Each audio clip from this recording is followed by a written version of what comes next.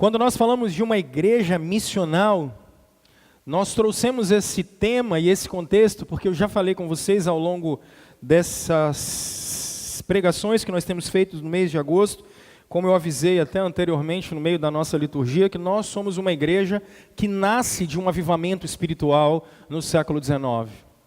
Nós somos uma igreja fruto da obra missionária.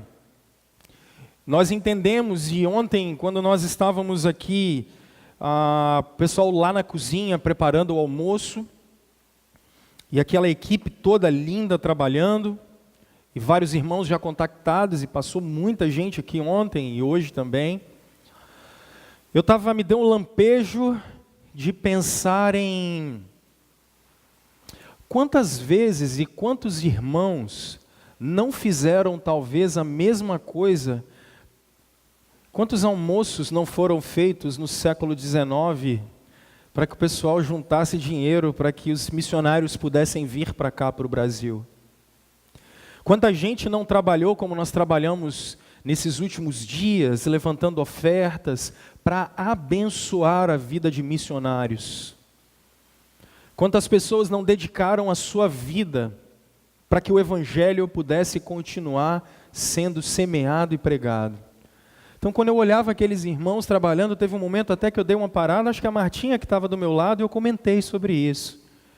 Isso mexeu bastante comigo, o fato de nós estarmos tendo o privilégio de fazer parte da maior história de amor que esse mundo já viu. A história em que, como nós viemos conversando nas últimas semanas, um Deus que se importou com a raça humana, por isso Ele veio nos resgatar. A saber, como Paulo diz em 2 Coríntios capítulo 5, que Deus estava em Cristo, a expressão grega é dentro de Cristo, unido a Cristo. Deus estava dentro de Cristo, reconciliando consigo o mundo. Deus estava através da cruz, nos trazendo de volta para Ele. Através do sacrifício e do sangue de Jesus, a justiça de Deus estava sendo aplicada na gente. Pela fé, o sangue de Cristo, como nos diz a Escritura na carta de 1 João, no verso 7 do capítulo 1, nos purifica de todo o pecado. Quantas pessoas deram a sua vida por isso? E na semana passada o Rafael conversou com vocês aqui sobre Mateus capítulo 16, e uma expressão magnífica é que Cristo edifica a igreja. Quando ainda no Evangelho de Mateus, a expressão dada é: tu és Pedro, e sobre esta pedra, Cristo, que sou eu edifico a minha igreja. Cristo edifica a sua igreja, mas nós fazemos discípulos. Cristo edifica a igreja dele. Cristo constrói a igreja dele. Em Coríntios capítulo 3, Paulo diz que o fundamento a partir do verso 10 é Cristo. Ele é a pedra angular, ele é a base, ele é a sapata desse edifício chamado igreja. Mas se por um lado Jesus Cristo é quem a edifica, quem constrói a igreja, nós fazemos discípulos para Cristo Jesus. E esse é o nosso desafio. E quando pensamos nesse tema missional, o que está na nossa cabeça é que não adianta nós pensarmos uma igreja no século 21 como tínhamos no século 16, 17, 18, 19, 20. Nós não somos mais a população do século 20. Nós somos a população do século 21. E no século 21, eu não sei se você está antenado, por exemplo, no que o pessoal fala, por exemplo, na quarta revolução industrial, que é essa que nós já estamos vivendo. A chamada revolução tecnológica. Para vocês terem uma ideia, por exemplo, a IBM desenvolveu uma espécie de software de inteligência artificial e chama esse software de Watson. E se você contratar, entre aspas, o Watson para ser seu advogado, por exemplo, você tem com ele 90% de chance de ganhar a causa. Sendo que com os melhores advogados do mundo, você só tem 70% de chance. Porque nós estamos num período de revolução industrial novamente. E o Watson é tão interessante que ele está sendo testado com enfermeiras para fazer alguns exames. E a chance do Watson, por exemplo, achar e diagnosticar um câncer é quase 100%. O que eu quero dizer para vocês? Nós estamos num período de grande revolução. Revolução nos relacionamentos, porque eles são digitais e online. Revolução na maneira de interagirmos ao mundo. Hoje, mais de 30% do mercado de educação superior é à distância. As pessoas não vão mais à faculdade estudar. Elas ficam dentro da sua casa e estudam em EAD, educação à distância. Nós temos mais de 30% do mercado, porque nós estamos diante de uma revolução. Isso significa que o conteúdo do Evangelho nunca pode mudar. Deus estava em Cristo reconciliando consigo o mundo, e isso é imutável. A palavra de Deus, autoritativa, que tem autoridade, que é inerrante, que é inspirada, que é suficiente, ela é eterna e imutável. Mas a maneira de apresentarmos a palavra, a maneira de nós sermos igreja, também está passando por uma transformação. E se nós queremos ser discípulos de Cristo, discípulos de Jesus, relevantes na nossa época, na nossa geração, nós precisamos olhar o mundo que está à nossa volta para aprendermos a interagir com ele e levarmos a mensagem que salva, levarmos a mensagem do Evangelho. Ser missional é saber ler os tempos e as épocas. Ser missional é saber que somos uma igreja no século 21, que interage com pessoas no século 21, na linguagem que as pessoas conseguem compreender. Esse é o nosso desafio. Quando nós estamos falando de ser missionais, estamos falando que queremos ser uma comunidade em que as pessoas chegam e têm prazer em estar, porque elas vão ouvir a mensagem de Cristo Jesus.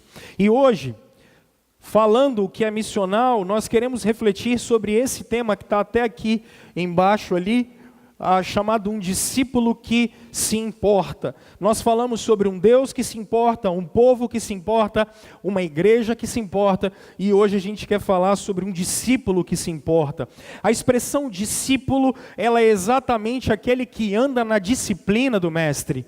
No mundo antigo, discípulo é uma palavra que é derivada daquele que pisa aonde o seu mestre pisou. Ou seja, falar de discípulos que se importa significa que nós estamos falando de homens e mulheres que pisam nas pegadas de Cristo.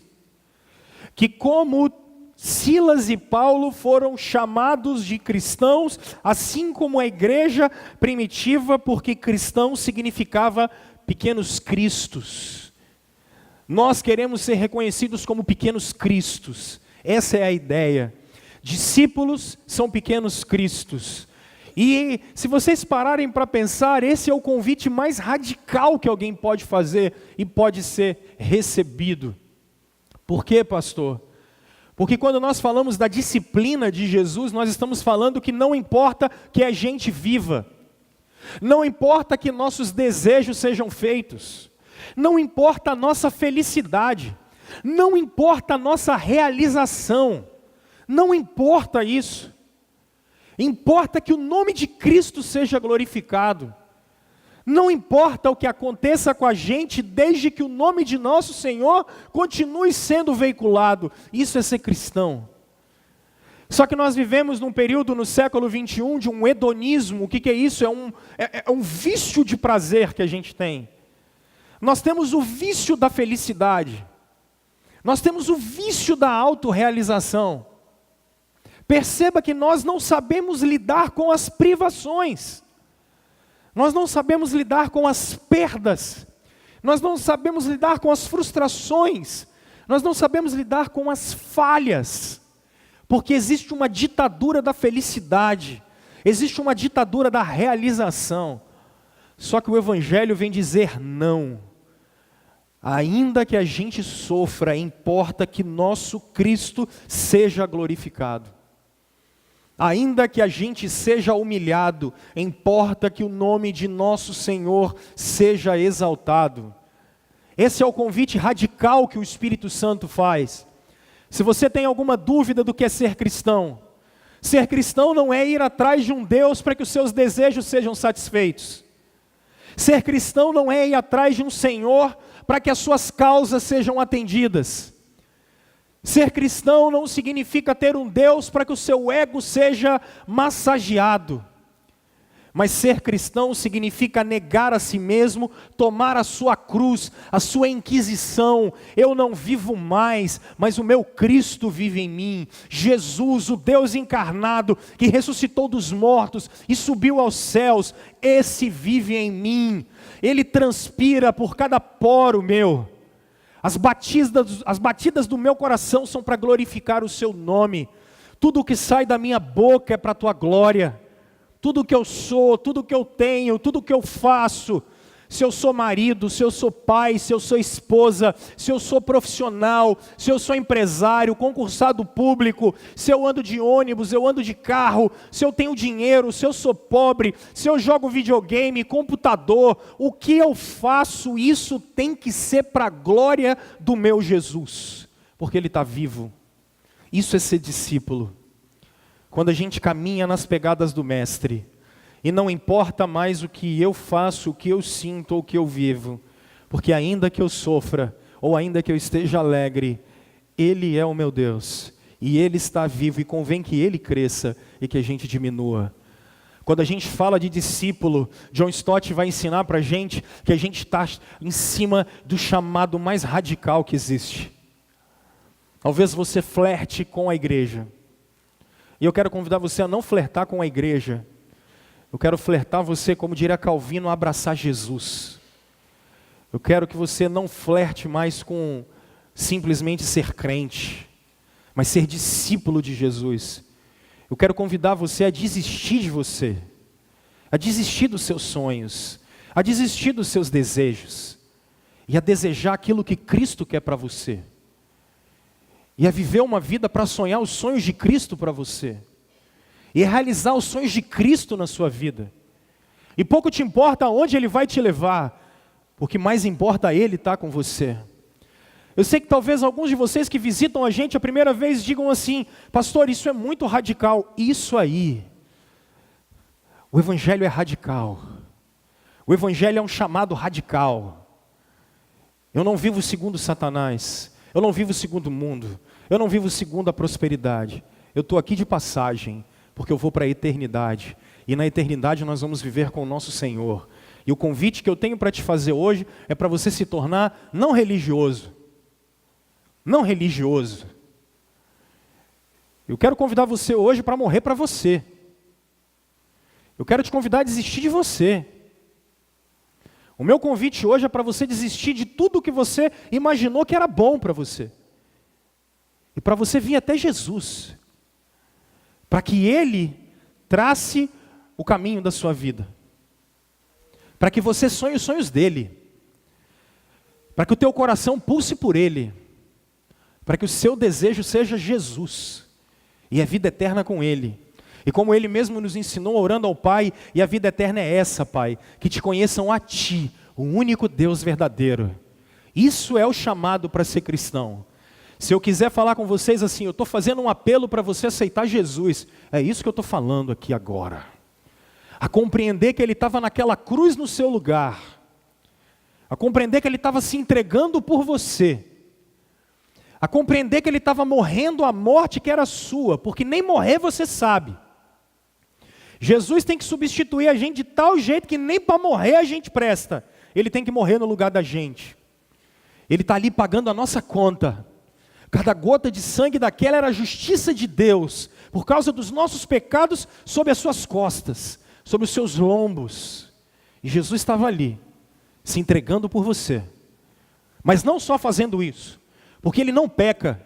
E como Ele não peca, em nenhum momento da sua vida, Ele estava cumprindo toda a lei de Deus no seu lugar, para que você pudesse ter vida. E quando você entende o que aconteceu naquela cruz, chega a hora de você morrer para você mesmo, e você renascer para a glória de Deus. Talvez alguns de vocês que venham aqui hoje venham sem esperança na vida. Talvez alguns de vocês andam decepcionados com a sua existência. Talvez alguns de vocês andam sem saber por onde andar, cansados de tanto caminhar e de bater de porta em porta. Eu quero convidar vocês a entrarem na porta do reino de Cristo, o reino de nosso Senhor, o reino daquele que está vivo para sempre. Porque a declaração mais maravilhosa que foi feita nessa terra, depois de ser haja luz, quando nós viemos a existir, foi a declaração quando nosso Senhor disse que Ele ressuscitaria dos mortos. E quando aqueles anjos falam com Maria Madalena na porta do sepulcro, quando eles olham para Madalena dizendo, Ele não está aqui, Ele ressuscitou. Se Ele está vivo, e se você ouviu a notícia de que um homem ressuscitou dos mortos, a sua vida não pode mais ser como ela era. Porque aquilo que você tem mais medo, não é de perder os seus filhos. Porque alguns de nós falamos assim, eu posso morrer, mas os meus filhos não. Na verdade, sabe por que você pensa assim? Porque você é um egoísta. Você tem medo de sofrer. O que você tem medo é de sofrer. Você não tem medo de perder os seus filhos. Você tem medo da dor. Isso é um reflexo do pecado no seu coração. Você não quer sofrer por causa da dor. Você tem medo é da dor. Isso é um ídolo. Na verdade, aquilo que nós mais tememos é o sofrimento. O que nós mais tememos é o desespero de não saber para onde nós vamos na eternidade. Mas quando aquele anjo anuncia o que os profetas falaram e que nosso Senhor Jesus Cristo diz, Ele está vivo, Ele não está mais morto. Não procure os mortos, não procure quem está vivo no meio dos mortos. Significa que a sua vida agora pode ter um significado diferente. Porque nosso Senhor está vivo. A morte foi revogada. Quando nós que estamos escondidos atrás de Cristo, passamos pelo sofrimento, só estamos passando por aquilo que nosso Senhor também passou. Quando nós passamos por momentos de alegria, estamos passando por aquilo que nosso Senhor também passou. E que nós, quando estamos caminhando pela milha da morte, ou pelo vale da sombra e da morte, estamos trilhando o caminho que nosso Senhor também trilhou. Mas nós sabemos que o sofrimento, a alegria são passageiros.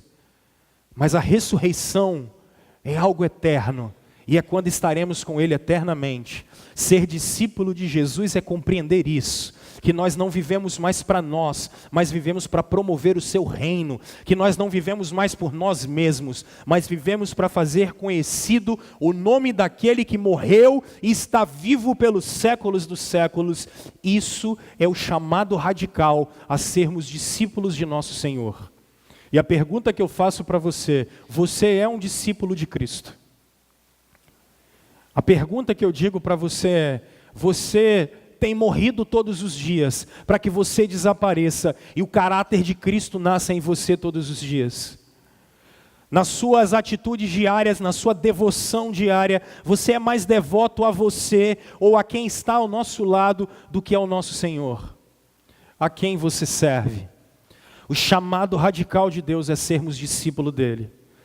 E quando somos discípulos de Cristo, Ele vem nos convidar a sermos seus servos que se importam com a missão dele. Porque quando nosso Senhor sobe aos céus, Ele derrama o seu Espírito e Ele diz que a sua igreja deve continuar o legado dele. E eu peço que vocês abram a Bíblia de vocês, por favor, em Romanos no capítulo 15. E eu vou ler a partir do verso 14 com vocês. Romanos no capítulo 15, e eu vou ler a partir do verso 14 com vocês. Olha o que a Escritura diz nesse texto. Paulo é quem escreve esse texto. Paulo muito provavelmente está na cidade de Éfeso. E vocês vão observar que Paulo tem uma oferta, aquela que ele recolheu em 1 Coríntios capítulo 16, verso 1, Filipenses capítulo 4, a partir do 11, e também 2 Coríntios capítulo 8 e 9. Paulo recolhe essa oferta porque as igrejas da Judéia estão passando fome, uma fome no período do imperador Cláudio, uma fome que um profeta chamado Ágabo, no livro de Atos, havia falado que essa fome chegaria. Você vai perceber sempre na sua leitura do Novo Testamento que essa oferta de Paulo, ela perpassa todo o seu ministério, pelo menos das Escrituras.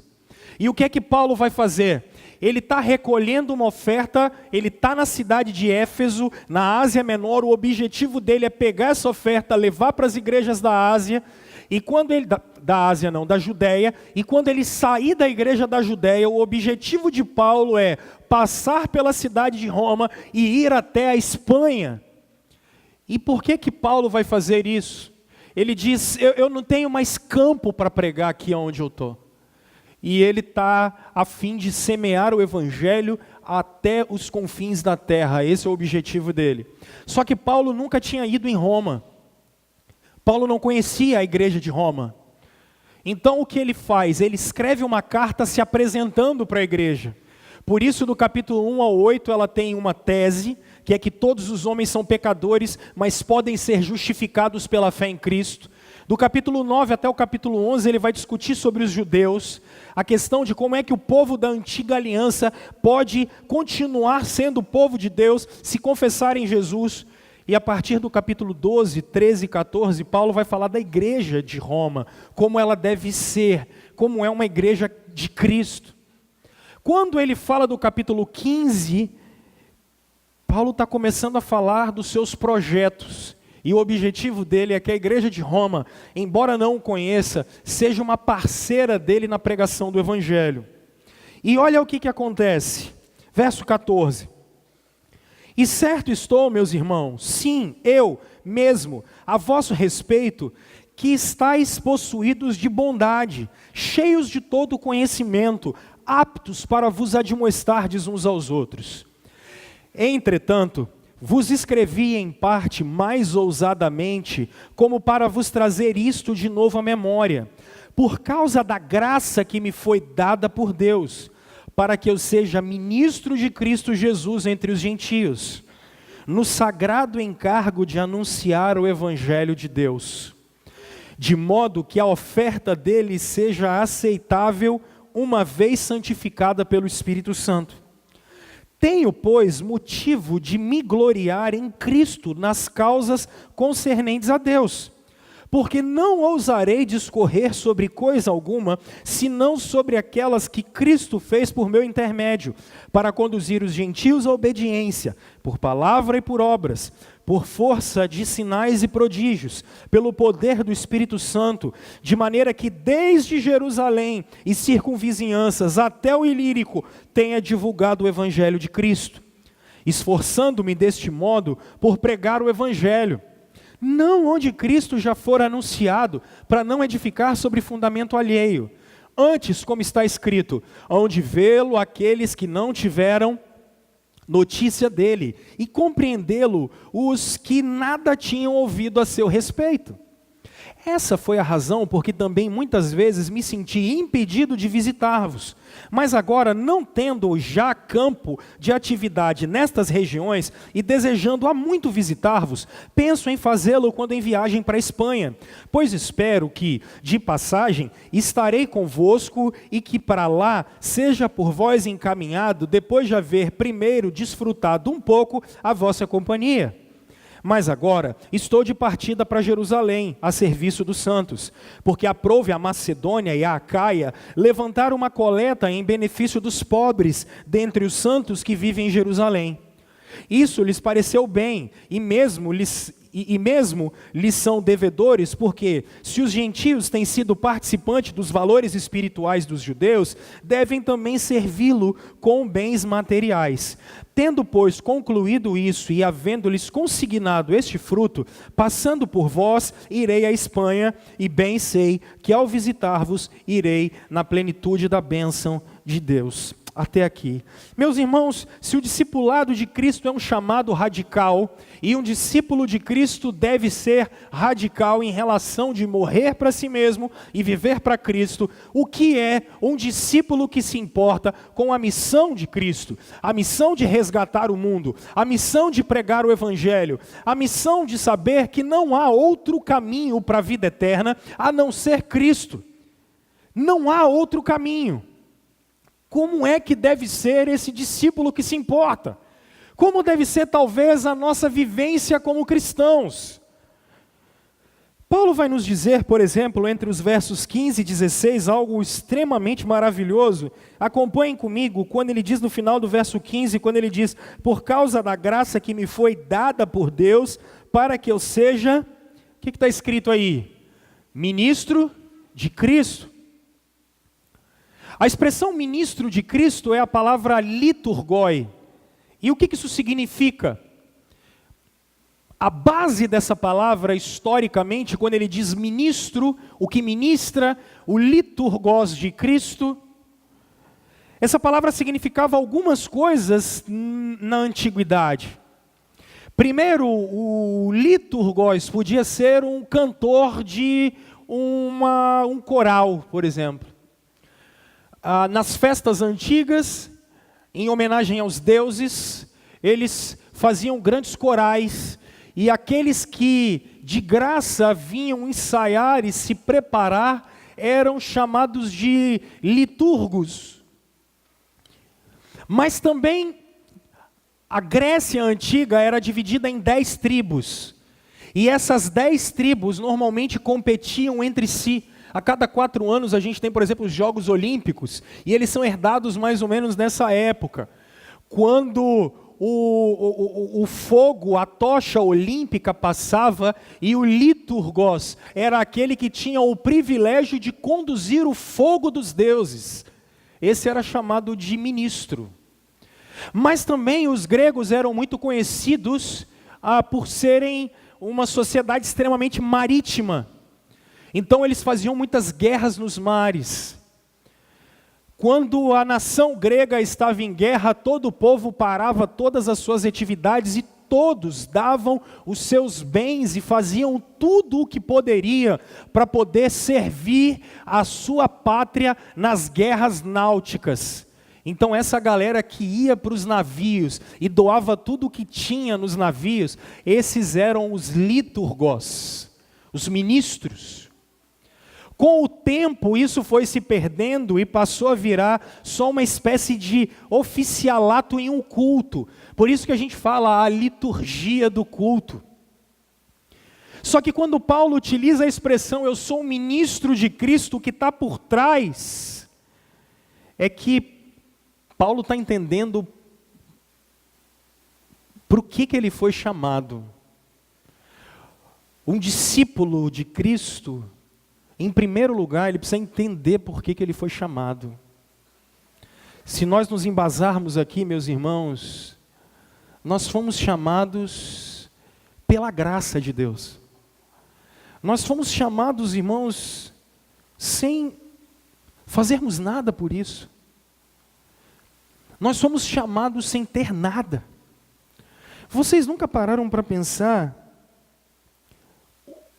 o que um ser humano pode fazer para surpreender a Deus? Nada. Você não consegue surpreender a Deus. Deus não olha para você e fica, nossa, como eu estou admirado com a sua vida. É impossível surpreendermos a Deus. Deus é o absoluto de tudo.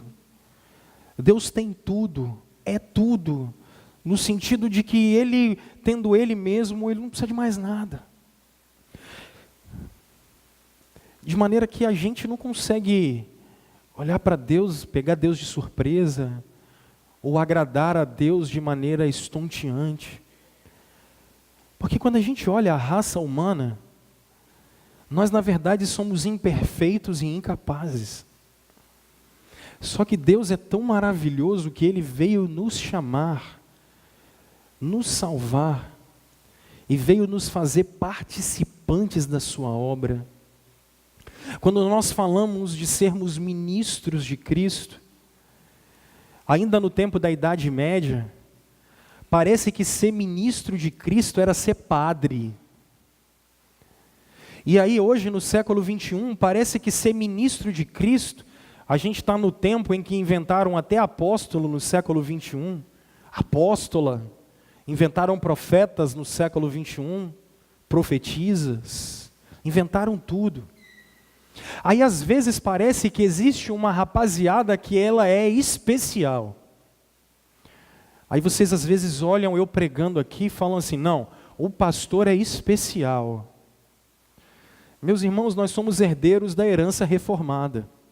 A reforma protestante foi um evento no século XVI, em que uma das bandeiras era resgatar a Escritura e especialmente o sacerdócio universal de todos os crentes.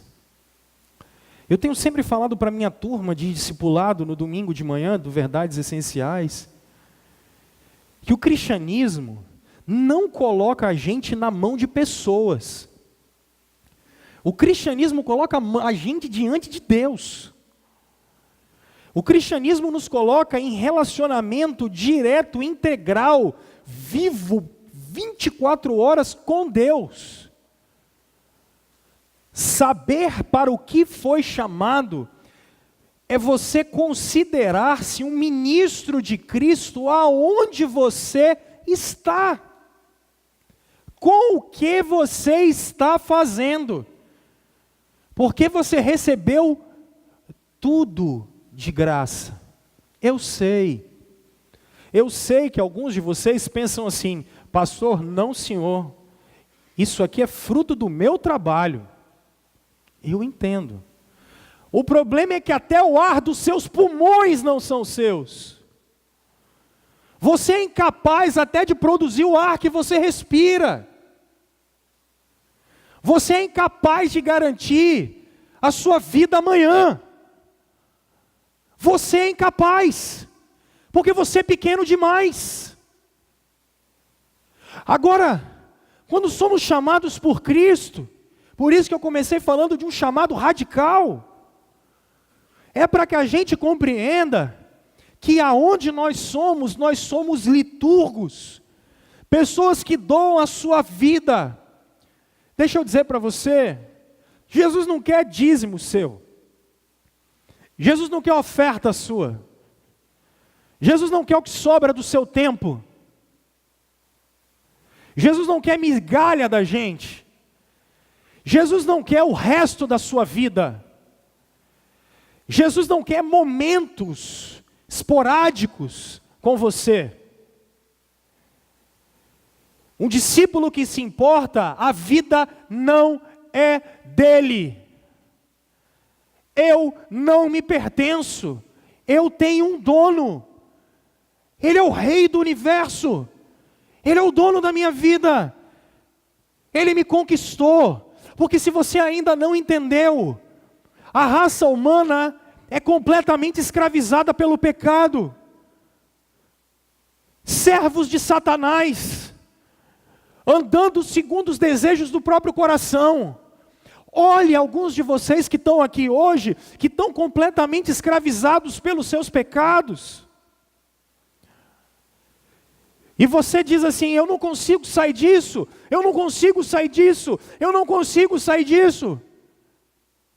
É porque a gente tem que ser conquistado por alguém que vai tirar a gente daí. Quem liga a gente com Deus é o Criador a partir de Cristo. Quem resgata a gente é Jesus. Quem conquista a gente é Cristo. E Ele vem nos conquistar, minha gente, para a gente ser ministro dEle aonde a gente estiver. Porque não existe arquitetura, engenharia, educação artística, medicina, direito, venda, comércio, não há nada que Jesus não seja dono. Não há casamento, não há família, não há namoro, não há noivado. Não há nada que Jesus Cristo não diga que é dele, que não seja dele. É impossível eu dizer que exerço a minha profissão para mim. É impossível dizer que eu casei com a Aline há quase 12 anos porque eu queria ser feliz. É impossível eu dizer que eu tive Elise e Júlia como filhas porque eu queria ser homem e eu queria me realizar como homem. Então eu escrevi um livro, plantei uma árvore e tive filho. Isso não existe. Eu fui chamado para ser ministro. E se eu fui chamado para ser ministro, cada ar que eu respiro é para a glória dele. Todos os dias que eu saio da minha casa e pego um ônibus para eu poder ir para o trabalho, é para a glória dele. Todos os dias que eu saio de casa e eu entro dentro de uma sala de aula para aprender alguma coisa, é para eu chegar mais perto dele. Todos os dias que eu sento na frente da minha televisão para assistir alguma coisa, isso tem que ser para a glória dele. Todos os dias que eu abro a minha carteira para abençoar a vida de alguém, comprar alguma coisa para minha casa, isso tem que ser porque eu sou ministro de Cristo. Cada ato de vocês, o convite de Jesus é para que vocês façam uma reflexão, para que toda a nossa força, para que toda a nossa energia, para que tudo que a gente tenha, aonde a gente estiver, fazendo o que a gente estiver fazendo, seja para que o nome de Jesus seja glorificado. Pastor, mas eu sempre pensei que eu tinha que chegar no meu trabalho e sair pregando para todo mundo. Só que antes de você sair pregando para todo mundo, as pessoas têm que olhar em você e ver Cristo em você. Um discípulo que se importa é aonde ele vai passando, as pessoas vão vendo Cristo nele. Eles vão vendo Jesus nele. Edificar a igreja é um trabalho de Cristo, mas fazer discípulos é uma missão nossa. Construir a igreja é uma missão de Jesus. Salvar as pessoas é uma obra de Cristo. Mas ser discípulo dele e formar discípulos para ele é algo que a gente tem que fazer todo dia. Meus irmãos, quando eu estou dizendo que é para vocês saberem para que vocês foram chamados, eu estou convidando vocês para morrerem para vocês mesmos. Eu estou convidando você a submeter as suas vontades a Jesus Cristo. Percebam que na maioria das vezes a gente peca e percebe como é que se formou o seu caráter e o seu comportamento. Caráter normalmente é formado por hábito, que viram escolhas e que viram o que você é. Via de regra é assim. Se tiver psicólogos de plantão, vocês sabem disso. O que você é? Hábitos que formaram suas escolhas, que formaram seu caráter. Percebam, por exemplo, como são com os nossos filhos. Você observa seu filho conta uma mentira aqui e outra colar, uma rebeldia aqui e outra colar. Quando ele cresce, depois que ele passou pelo período das escolhas, ele virou mentiroso, porque foi assim com você. Lembra quando você começou lá atrás, engana um, engana outro, isso era só um hábito. Daqui a pouco isso virou uma escolha, e quando você pensou que não, você hoje é um grande Pinóquio, mentiroso. Os nossos vícios nascem assim. As nossas manias nascem assim. A gente sempre, o nosso comportamento é dessa maneira. E o pecado é o que vai inclinar a gente sempre para o mal. Mas quando Cristo entra, é exatamente para transformar caráter, para mudar. Discipulado radical é brigar todos os dias contra isso. Ser um discípulo que se importa é entender todos os dias que ainda que eu tenha um compromisso comigo mesmo, eu tenho um compromisso com Jesus. E aí todos os dias que minha mulher pisa no meu calo, ao invés de eu bater nela e misturar com ela e me embolar com ela, eu vou pensar assim, eu tenho que formar um discípulo de Jesus na vida dela. Eu fui chamado para ser ministro e o meu casamento é para que eu transforme a minha esposa num ministro de Cristo cada dia maior.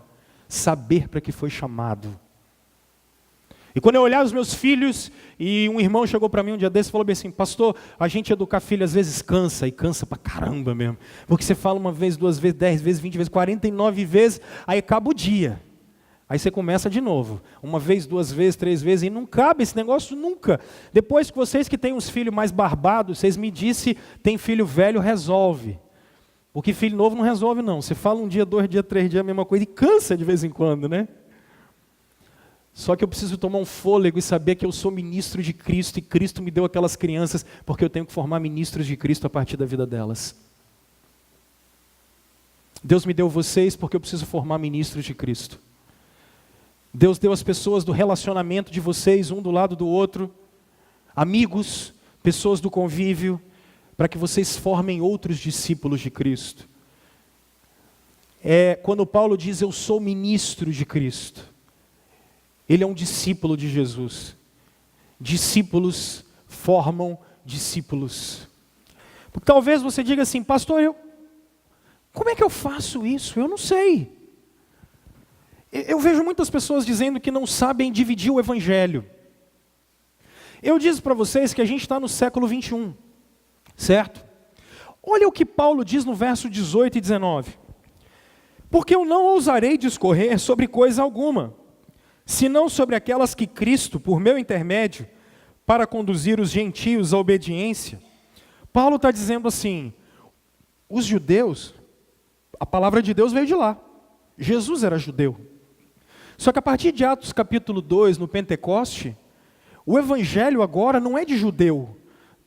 Eu sei que às vezes vocês conhecem alguns tipos de religiosidade em que o pessoal é tarado por judeu e vive com bandeira de Israel. Deus não tem nenhuma ligação com Israel. O Israel de Deus é a igreja. As promessas espirituais de Deus são com a sua igreja, que são pessoas que estão espalhadas nos 4 cantos da terra. A gente está querendo chegar na Argentina, está lá, exatamente porque não tem evangelho sendo pregado de maneira genuína. Porque a gente entende que tem gente que Deus quer salvar lá. E Paulo entende, eu quero levar o evangelho para os gentios. Mas como? Como fazer isso? Ele diz, verso 18, por palavra e por obras, por força de sinais e prodígios, pelo poder do Espírito Santo. Gente, Paulo usa as armas que ele tem. Paulo usa os recursos que ele tem. Paulo usa as ferramentas que ele tem. E a pergunta que eu tenho para te fazer é, quais são as ferramentas que a gente tem para dividir um pouco do evangelho? Paga aí, Ives, por favor. Vamos acompanhar isso? Tem som na caixa, mano? Então vamos lá. Acompanha isso comigo. Imagine essa corda e pense que essa corda é infinita. Agora imagine que esta corda é uma linha do tempo da sua existência. Você existe para sempre. Vê essa parte vermelha? Isso representa seu tempo nessa terra. Você tem alguns anos aqui nessa terra e depois tem o restante da eternidade em algum outro lugar. O que me deixa assustado é que alguns de vocês só conseguem pensar nessa parte vermelha. É tudo o que você consegue pensar, você é consumido por isso. Nossa, eu não consigo esperar tudo isso, sabe? Vou trabalhar duro e economizar, guardar bastante dinheiro para aproveitar esta parte aqui. Você é consumido por isso, você pensa, nossa, vou viajar bastante, comer bem, vou fazer tudo isso durante essa parte. Você tá de brincadeira? E quanto isso aqui? E todo o restante? Isso é loucura! Porque a Bíblia nos ensina que o que eu faço durante essa pequena parte vermelha determina como vou existir por milhões e milhões e milhões de anos para todo sempre. Então por que eu passaria essa pequena parte vermelha tentando ficar o mais confortável possível, me divertindo o máximo que puder? Paulo diz, olha, eu vou viver a minha vida para esta missão. Vou passar a minha vida, investir a minha vida para este momento, quando eu cruzar a linha de chegada.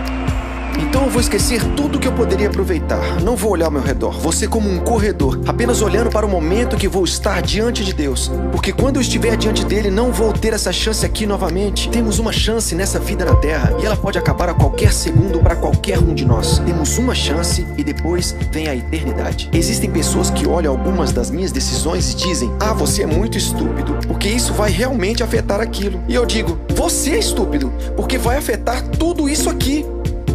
Cara, eu falo sério, eu olho o jeito que as pessoas vivem e digo, nossa, isso é loucura, você é tão louco. Você vai fazer isso agora e aproveitar o agora sem saber se você tem um amanhã? Você pensa que isso é inteligente e que eu sou burro?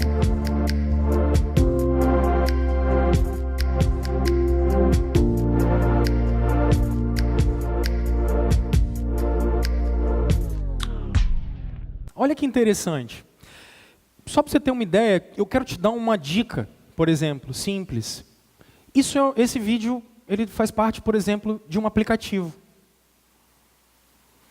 Um aplicativo que você usa o tempo todo no seu smartphone. Agora olha que bacana. Quanto tempo você gasta para mandar uma mensagem como essa? 1 segundo? Porque ela está aqui na tela do meu. Eu vou fazer o seguinte, estou mandando. Ó, conta aí, está contando? Mandei para um grupo que nós temos aqui da igreja. Ó, eu estou procurando ele aqui. Quanto tempo eu estou gastando até aí? Deu quantos segundos? Porque já foi. Agora olha que legal. Isso é um aplicativo que te leva para o YouTube. Está vendo o que está escrito aqui embaixo? Olha a pergunta que vem depois do vídeo. Quem é Jesus? Clica lá para mim, por favor.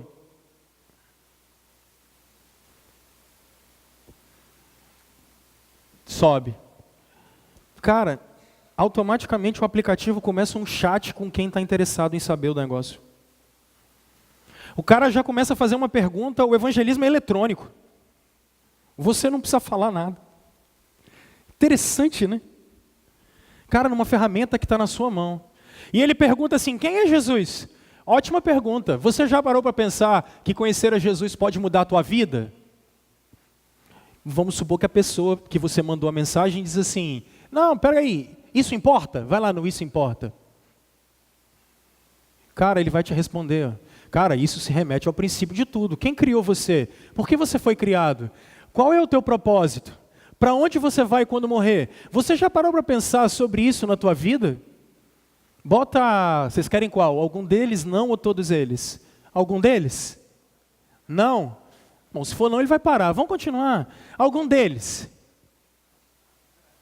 Vai lá, algum deles. Clica aí. Esses são grandes questionamentos que precisam de consideração. É aí que Jesus entra. Cara, a ferramenta faz isso aí pra gente. A gente está no século 21, cara. Isso não é só entretenimento, é a missão na minha mão. É a missão na minha mão. Não é só Netflix, é a missão na minha mão. A maneira com a qual eu lido com até os meus eletrônicos é a missão na minha mão. Eu estou te dando uma ferramenta. Uma. Olha quantas outras a gente tem. Paulo usou as ferramentas que ele tinha. Quais são as que nós temos? Faz um favor para mim, Darlan. Traz para mim uma sacolinha dessa, por favor. Eu vou te mostrar um negócio. Vocês que vieram hoje a primeira vez, vocês vão receber. Gente, sabe o que eu estou querendo fazer com vocês? Eu estou querendo formar discípulos de Cristo aqui. Gente que é comprometida com a missão. Obrigado. O kit que a gente entrega para vocês, ele tem, por exemplo, a gente tem muitos. Você recebe um livrinho desse. E a gente tem outros. Sabe quanto custa um livro desse? R$1. R$1. Quem escreve é o pastor Hernandes. A gente dá para vocês. Cara, quantas pessoas você podia abençoar? E às vezes você está em contato com A, B, C. Tem sobre família, sobre depressão. Você entra em um site. E olha quanta gente você abençoa. Isso chega na sua casa. Porque você não vai na loja comprar nada. Mas como diz o Alex, a gente gasta muito com franguinho com batata. Cara, investe no reino. Você tem ferramentas de graça, ou você pode gastar R$1 e abençoar a vida de alguém. E dar para a vida de alguém. Não dá folheto não, porque quando o cara passa pela Expedito Garcia, ele recebe 900 mil folhetos da Casas Bahia, até compra o ouro e vende o prata. Não faça isso. Ninguém vai ler, eu estou falando sério. Funcionou no passado, não funciona mais hoje. No século 21 não funciona mais. Já cumpriu o seu tempo na história. A gente está na época do eletrônico. Não tem como. A gente precisa usar as ferramentas. A gente hoje grava culto, porque se eu mostrar para você, por exemplo, o mapa da onde a gente é assistido, gente assiste a gente na Europa, gente assiste a gente na Ásia, gente assiste a gente nos Estados Unidos, e eu nunca saí do Brasil, cara. Vocês também não. O almoço de vocês está sendo curtido nos 4 cantos da terra. Não dá para sermos discípulos como éramos no século 20. essa igreja não existe mais. O evangelho existe, mas a maneira de comunicar não. Ela é diferente. E a gente precisa se atualizar. Você dá F5 no seu computador sempre, a gente também tem que dar. A missão está na minha mão. Ela é o que eu faço. Ela é onde eu chego. Ela é com quem eu estou. Eu uso aquilo que eu tenho e posso usar. E é isso que eu quero convidar vocês. Eu quero convidar vocês hoje a serem discípulos radicais que se importam. Gente que entendeu que discipulado é algo que a gente vive na vida. E eu faço tudo por causa de Cristo.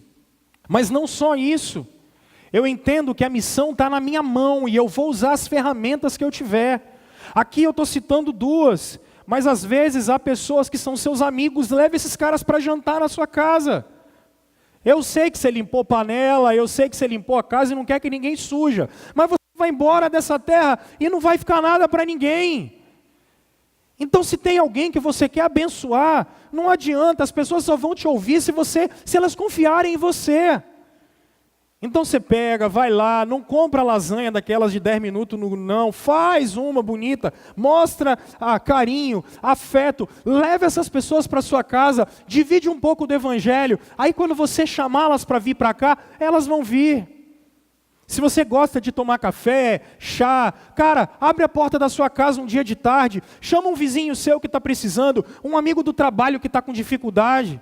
Pelo Facebook, cara, não dá para fazer amigos. Você pode ter seguidores, só que no dia que você estiver numa pior, não tem ninguém. E dividir o evangelho a gente faz tete a tete. A gente começa por aqui, só que aí a gente vai de maneira mais profunda. Relacionamento. Então abre a porta da sua casa. Dá um pulo na praia com algum amigo que está precisando. Tira uma folga para você poder gastar tempo com alguém que está do seu lado e que está precisando. Porque mais do que precisando de qualquer coisa, esse cara está precisando de Cristo. Esse cara está precisando do Evangelho para que ele saiba para onde ele vai a eternidade. Só que a gente está num tempo em que a gente precisa voltar a ser discípulo que faz discípulo. Sermos discípulos que fazem discípulos. Estamos no tempo da missão de Deus. De cumprirmos a missão de Deus. Ela está na sua mão, ela está na sua casa, ela está em você. Nós somos aqueles que vão continuar o legado de Cristo nessa terra. Eu vou parar aqui e a gente, na próxima semana, eu continuo conversando um pouco com vocês, eu quero explorar um pouco mais esse texto. Eu acho que ele é muito rico e tem algumas coisas maravilhosas para falar para a gente. Meus irmãos, exercício de casa dessa semana, reflita como você pode ser um ministro de Cristo dentro da sua casa, dentro do seu casamento, com seus filhos, com seus parentes. Talvez alguns de vocês estão brigados, sem falar com pessoas, às vezes de dentro da sua própria casa. Ministros de Cristo, agentes da paz, agentes da reconciliação. Às vezes tem gente dentro aí perto, do seu trabalho, do seu convívio, pessoas que estão precisando que você bata no ombro delas e diga assim, eu vou orar por você porque eu acredito que Jesus pode abençoar a sua vida. Pronto. Aonde você estiver, pessoas, talvez você precisa melhorar seu caráter, algumas coisas dentro do seu caráter que precisam ser melhoradas, você não tem dado um bom exemplo. Aonde você tem que melhorar para ser um discípulo de Jesus? Por último, eu queria que você pensasse quais são as portas e oportunidades que você tem tido para poder cumprir a missão de Deus no nosso tempo. Quais são as portas que você tem tido e têm sido abertas para você dividir um pouco do Evangelho de Jesus e da Palavra de Deus, para a mensagem que pode trazer os homens de volta para Deus novamente.